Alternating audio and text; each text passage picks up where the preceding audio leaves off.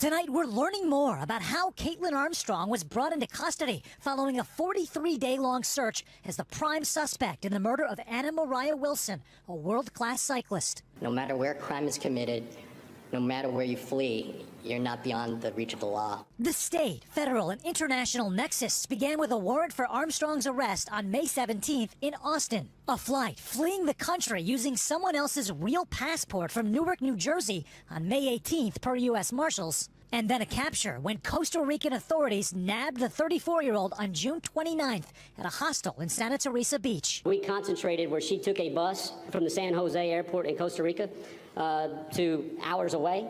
They knew the route of that bus, and so that's where they started boots on the ground, and I'm telling you, it was old-fashioned police work. The gumshoe approach, uncovering Armstrong using at least 3 different aliases. She altered her appearance, at the very least, by dyeing and cutting her once curly blonde hair. Marshals say Armstrong also sported a bandage on her nose and bruising when found. Do you have any reason to believe that she had plastic surgery to try to alter her appearance? She had a bandage on her nose with a little bit of discoloration under her eyes.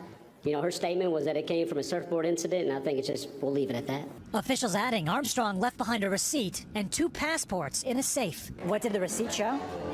The receipt showed some type of surgery, plastic surgery. To her nose?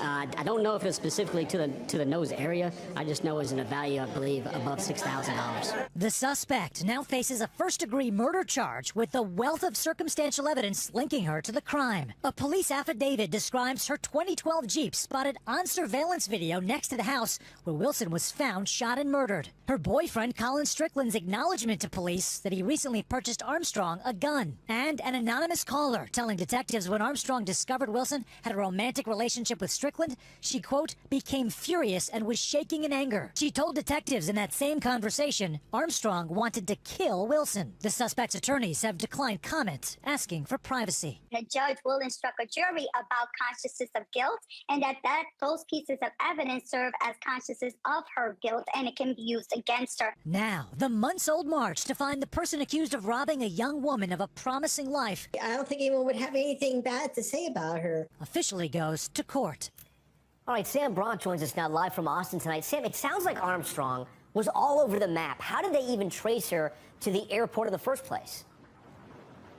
This was a labyrinth, Tom, trying to find Caitlin Armstrong. U.S. Marshals were interviewing someone who ended up becoming a confidential source. That person tipped them off to the fact that she was dropped off at Newark.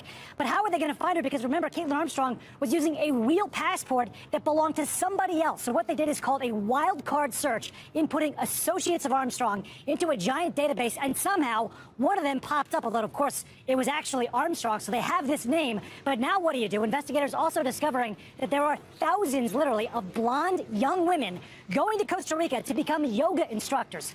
However, Tom, the Costa Rican officials tracked the bus that she was taking to Jaco, then went from there to